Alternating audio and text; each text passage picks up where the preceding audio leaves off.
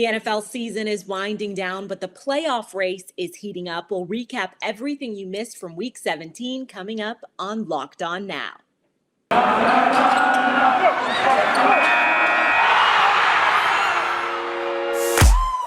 The biggest games, the best performances, expert analysis. You are Locked On Now. Welcome in. You're listening to Locked On Now, local experts on the biggest stories throughout the NFL. I'm your host, Kainani Stevens. Thanks for making Locked On Now your first listen every single weekday. Now, our Locked On NFL hosts are ready. They have everything you need to know from around the league. So let's get right into it with this weekend's biggest game in Dallas. The biggest game. The Arizona Cardinals and their fans probably feeling a lot better now after they've snapped that 3-game losing skid with a pretty big win over a playoff team in the Cowboys. Now, Kyler Murray looked a lot more like what we expect him to look like out there, and Locked On Cardinals explains how Arizona put the pieces back together against Dallas. The Arizona Cardinals were able to bust out of their slump in a big way, but really just getting back to what made them so successful early in the season. They take out the Dallas Cowboys 25-22 at the Jerry Dome, but it's the house that Kyler Murray built. Arizona Cardinals improved to 11-5. They're the 5th seed in the NFC playoffs. If things ended today, they would go back to the Jerry Dome and take on the Dallas Cowboys, who are the 4th seed. But Alex, how did the Arizona Cardinals right the ship after a 3-game losing skid?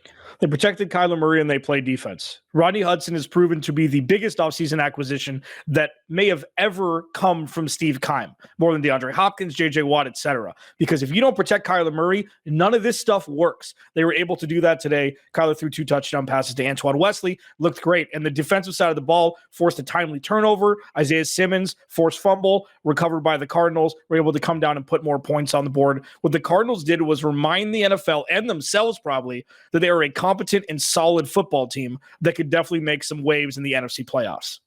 No doubt about it. Follow him on Twitter at Clancy's Corner. Follow me at Bob Rack and follow the show at Locked On AZ Cards. We're talking about this big win all day on Monday on Locked On Cardinals.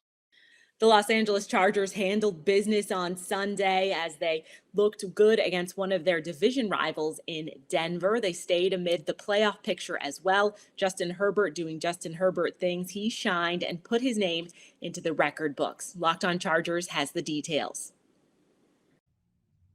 The Chargers' playoff chances are very much alive after a dominating win over the Denver Broncos. What's up, guys? This is Daniel Wade here from Locked On Chargers, coming to you after the Chargers' 34-13 dismantling of a beat-up Denver Broncos team. But the Chargers did what they had to do. The offense struggled at points, but Justin Herbert did set the franchise record with his 35th touchdown pass of the season. He passes Phillip Rivers in 16 games in 2021, which is great. The defense came up big all day, including stopping the Broncos on 3 out of their 4 fourth down attempts, which really could have changed this game along the way.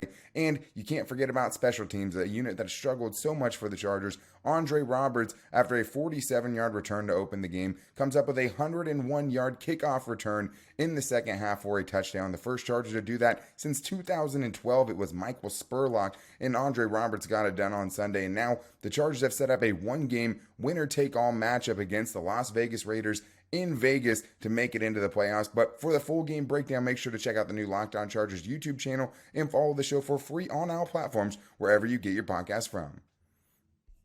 The Green Bay Packers locked down the top seed in the NFC, while the Minnesota Vikings lost all hope of making the postseason with a loss. Without their quarterback, Minnesota really couldn't do much against Green Bay. And Locked On Packers and Vikings recap the primetime NFC North matchup. The Green Bay Packers are your number 1 seed yet again.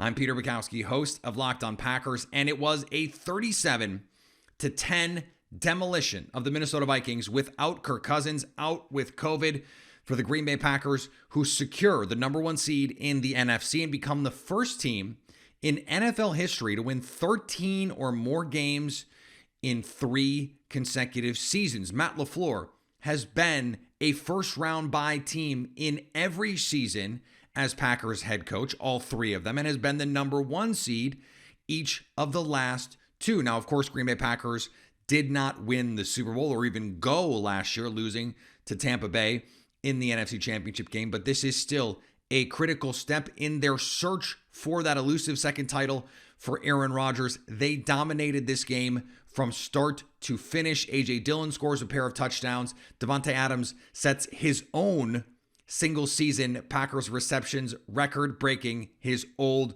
mark. And the Packers could very well put an end to the Mike Zimmer era in Minnesota, as the Vikings will miss out on the playoffs yet again. You just couldn't draw up a worse way to go out. The Vikings lose 37-10 in Lambeau Field. That tears it. 21 season over. They're out of the playoffs, totally eliminated. And that hurts. Not only does it hurt because, I mean, look, the Vikings are eliminated, the season's over, we got to start saying maybe next year. That always hurts. There's nothing fun about that. But this is probably how the Vikings regime goes out. This is how we lose Zimmer. This is how we maybe lose Spielman. This is maybe how we lose Kirk Cousins. This is how we lose everything about what we love about the Vikings. It's either going to be old or expensive by the next time the Vikings are relevant, because now they have to go into rebuilding years. There's no two ways about that unless they get super, super, super lucky.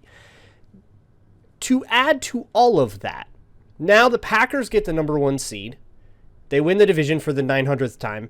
And now we get to hear about how they blew us out 37-10 with a backup quarterback, and the Vikings were just not competitive. Sean Mannion, maybe he could have been competitive. I mean, there were plenty of bad throws in there. There were some good throws in there, but the Vikings never gave him a chance.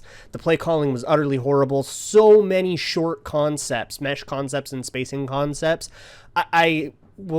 I'm curious to see on the tape if there were open receivers deep, because I've had that critique of Kirk Cousins sometimes. I wonder if Sean Mannion did the same thing, or if the Vikings just didn't have deep routes for a lot of the game. But the Vikings just never had a chance to win this game. They never gave themselves a chance to win this game, which is super frustrating for the team that has lost to a backup quarterback way too many times. We'll break it all down on the Locked On Vikings podcast, but I don't know. For now, go outside, take a deep breath of chilly winter air, and understand that the next regime of the Vikings is coming. Coming up, several teams punching their ticket to the postseason. Much more ahead on Locked On Now. This edition of Locked On Now is brought to you by Bet Online. It's the number 1 spot for all your betting needs, especially now with the NFL playoffs around the corner and, of course, the college football playoffs as well. Whether it's props, odds, whatever you want to bet on, they have you completely covered there. And if you sign up today, you can receive a 50% welcome bonus on your first deposit. You just have to use promo code Locked On to receive it. So again, you get your 50% welcome bonus on your first deposit by using promo code Locked On. You're listening to Locked On Now. I'm Kainani Stevens. Thanks for making Locked On Now your first listen every weekday. Tom Brady and the Tampa Bay Buccaneers overcame distractions and an early deficit to the Jets on Sunday in our best performance. The best performance. Hold up. TB12 and the Bucs were able to come back and beat the Jets despite Antonio Brown quitting in the middle of the game. Locked On Bucs has more on a truly bizarre day in East Rutherford. James Yarko here from the Locked On Bucs podcast, talking about the Bucs come from behind victory over the New York Jets 28-24 as Cyril Grayson proves to be the hero with a 33-yard touchdown catch with only 15 seconds remaining. However, his heroics have been overshadowed by the antics of Antonio Brown, who stripped off his pads and jersey in the third quarter, proceeded to throw his undershirt and gloves into the crowd, jumped up and down in the end zone, threw up the deuces, and with that, Antonio Brown was no longer a Tampa Bay Buccaneer. Reports from Jay Glazer saying that Bruce Arians told Antonio Brown to get back in the game. He said his ankle was sore. Arians says, if your ankle is sore, you're done for the day. Mike Evans tried to calm down and infuriated Antonio Brown, but to no avail. After the game, Bruce Arians said, he is no longer a Buck. Let's talk about the guys that were here and helped us win the game. So back to square one for the Buccaneers. No Chris Godwin, no Leonard Fournette. Mike Evans now the sole receiver, of the number 1 status, so to speak. But Cyril Grayson has stepped up huge in the last 2 weeks with 81 yards in each of the last 2 games. And the game-winning score, Tom Brady said that he trusts Grayson completely, and it is showing on the field. The Bucs have one more game against the Carolina Panthers as they look to find their way up to the number 2 seed, hopefully with a little help from the San Francisco 49ers next week. For more on this story and all things Buccaneers, check out my co-host David Harrison and I on the Locked On Bucs podcast, free and available on all platforms right here on the Locked On Podcast Network, your team every day.